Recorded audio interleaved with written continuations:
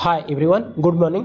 दोस्तों बात करेंगे यहाँ पे एमपी एनएचएम के द्वारा जो एनएम पोस्ट के लिए वैकेंसी निकाली गई थी। तो यहाँ पे दोस्तों एक अपडेट जारी किया है जो कि आपके आवेदन में सुधार या परिवर्तन से संबंधित अपडेट है। जैसे कि आप यहाँ स्क्रीन देख पा रहे हैं दोस्तों, ये आपके आवेदन में सुधार और परिवर्तन एसओपी संविदा महिला स्वास्थ्य कार्यकर्ता एनएम के लिए जो कि 1250 पोस्ट के लिए जारी की गई थी, उसमें दोस्तों यहाँ पे अपडेट जारी किया गया है। तो चलिए देख लेते हैं क्या लास्ट डेट है और सभी जानकारी को तो वीडियो से जुड़े रहें। जैसा कि आप दोस्तों पता होगा, आपने फॉर्म फिलअप किया होगा इसकी acs.co.in के माध्यम से फॉर्म फिलअप किया होगा सेंस के माध्यम से। तो यहाँ पे दोस्तों इसका जो पीडीएफ आया है आपके सामने, इस तरह से आप डाउनलोड करके पढ़ पाएंगे या तो डायरेक्ट इसकी ऑफिशियल वेबसाइट में जाके पढ़ पाएंगे acs.co.in के माध्यम से। और यहाँ पे क्या बताया है, राष्ट्रीय स्वास्थ्य मिशन मध्य प्रदेश के कार्य अंतर्गत संविदा महिला स्वास्थ्य कार्यकर्ता एनएम पद का प्रोविजनल स्क्रीनिंग परिणाम का घोषणा हमारे वेबसाइट पर की गई है। और दोस्तों ये जो वेबसाइट है इसमें की गई है। और यदि स्क्रीनिंग परिणाम तथा आपके आवेदन की स्थिति के संबंध में कोई भी प्रश्न या आप अपने आवेदन पत्र में कोई सुधार करना चाहते हैं तो दिए गए लिंक पर दोस्तों ये लिंक रहेगी, इसमें आपको क्लिक करना रहेगा। और लास्ट डेट जो रखी गई है शनिवार दिसंबर 31, 2022 रात के 11:59 तक आप यहाँ पे इसमें अपडेट कर सकते हैं। और अपडेट संबंधी जो अपडेट है दोस्तों नीचे इसको पढ़ पाएंगे, जैसे कि जांच संबंधी सुधार प्रश्न के लिए प्राप्त अनुरोध और जवाब जल्द से जल्द देने की कोशिश की जाएगी। कमेटी द्वारा आपके प्रश्न अनुरोध के जांच के बाद ही कमेटी का निर्णय के आधार पर आपकी स्क्रीनिंग का परिणाम टिप्पणी बदल सकती है। और यहाँ दोस्तों यदि आपके ऑनलाइन आवेदन पत्र में कोई सुधार परिवर्तन है तो कृपया दिए गए एसओपी का संदर्भ लें। अब दोस्तों यहाँ पे जो आपका कारण है रिजेक्शन का, यदि रिजेक्ट किया गया तो क्या कारण से रिजेक्ट किया गया है, और यदि आप सुधार करना चाहते हैं तो ये इस जगह में आपको सुधार से संबंधित अपडेट दिया है, तो इसको आपको पढ़ लेना है। जैसा कि आप यहाँ पे देख पाएंगे दोस्तों, सबसे फर्स्ट में जो दिया है संख्या क्रमांक 1 में कि यदि फॉर्म पंजीकरण के आधार पर रिजेक्ट हुआ है, यदि आपका रजिस्ट्रेशन सर्टिफिकेट इनवैलिड है तो उस कंडीशन में रिजेक्ट हुआ है तो आपको क्या करना है, आपको जीवित पंजीयन के अपलोड करना रहेगा, जो कि काउंसिल से आपको कांटेक्ट करके अपलोड करना रहेगा। इसके बाद नेक्स्ट जो बताया दोस्तों नेक्स्ट नंबर में, तो यदि फॉर्म डोमिसाइल सर्टिफिकेट के आधार पर रिजेक्ट हुआ है तो आपको यहाँ पे डोमिसाइल सर्टिफिकेट को अपलोड करना है और वैलिड अपलोड करना है, ये आपको देख लेना है। और यहाँ पे रिजेक्शन ऑन डोमिसाइल सर्टिफिकेट में जो क्राइटेरिया रखा गया है कि नोट एनएम के केवल नियम पुस्तिका के पॉइंट नंबर 5.2 के अनुसार केवल मध्य प्रदेश के मूल निवासी ही आवेदन के पात्र होंगे।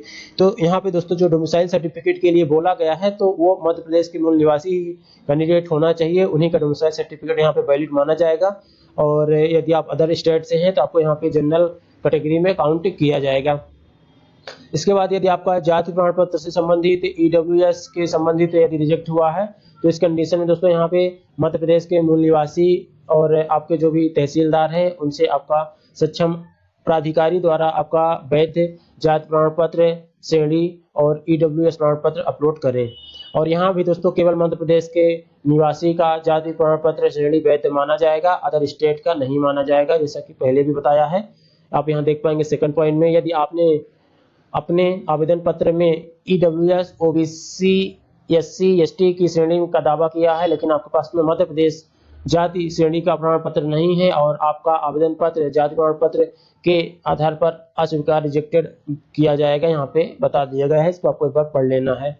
इसके बाद यदि कोई यहाँ पे डिसेबिलिटी पर्सन है, विकलांगता वाला कैंडिडेट है, तो उस कंडीशन में दोस्तों यहाँ पे पढ़ लेना है, जो भी आपने अपलोड किया है उससे संबंधित जानकारी दी गई है। यहाँ पे यदि फॉर्म जन्म तिथि से संबंधित रिजेक्ट किया गया है तो यहाँ पे आपकी जो 10th की मार्कशीट रहेगी उससे काउंट किया जाता है। और उसके कंडीशन में यदि कोई और आपके पास में दस्तावेज है तो वो भी आप अपलोड करके यहाँ पे आपका एप्लीकेशन में सुधार करवा सकते हैं।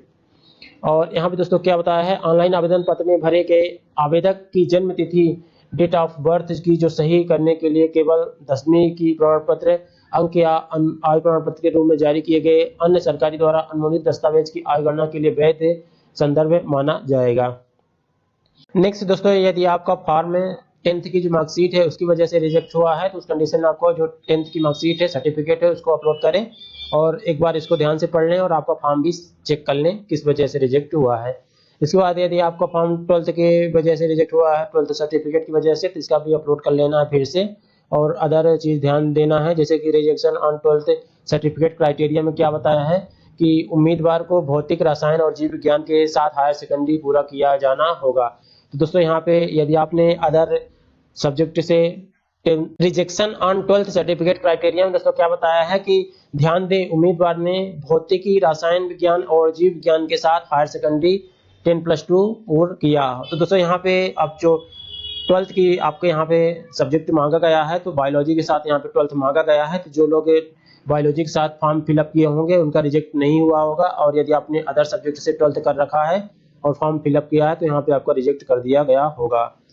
नेक्स्ट दोस्तों, यदि आपने कोविड-19 का सर्टिफिकेट बनवा रखा है तो यहाँ पे आपका कम से कम 89 डेज 90 दिन का कम से कम मुख्य चिकित्सा एवं स्वास्थ्य अधिकारी के द्वारा बना हुआ प्रमाण पत्र होगा, वही मान्य किया जाएगा। उसके अलावा कोई अन्य सर्टिफिकेट यहाँ पे मान्य नहीं किए जाएंगे। नेक्स्ट दोस्तों, यहाँ पे आवेदक का नाम सुधार के लिए, तो यहाँ पे यदि आपका कोई नाम में मिस्टेक है तो सुधार के लिए आप यहाँ पे आपके एप्लीकेशन में अपडेट कर सकते हैं। ऑनलाइन के माध्यम से पत्र में भरे गए आवेदक के नाम को सही करने के लिए निम्नलिखित में किसी भी दस्तावेज को वैध माना जाएगा। तो यहाँ पे दोस्तों आपका आधार कार्ड, पासपोर्ट, पैन कार्ड, मतदाता पहचान पत्र, वोटर आईडी, ड्राइविंग लाइसेंस, अन्य मार्कशीट और विवाह प्रमाण पत्र आदि आप सुधार के लिए आपके नाम में सम्मिलित कर सकते हैं।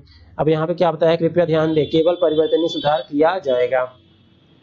नेक्स्ट दोस्तों, यदि आपके जेंडर में कोई मिस्टेक हो गई है तो उसके लिए भी आप यहाँ पे आवेदक के जेंडर से संबंधित सुधार के लिए अनुरोध संबंधित दस्तावेज के आधार किया जाएगा, जो भी आपका डॉक्यूमेंट रहेगा उसके आधार पर।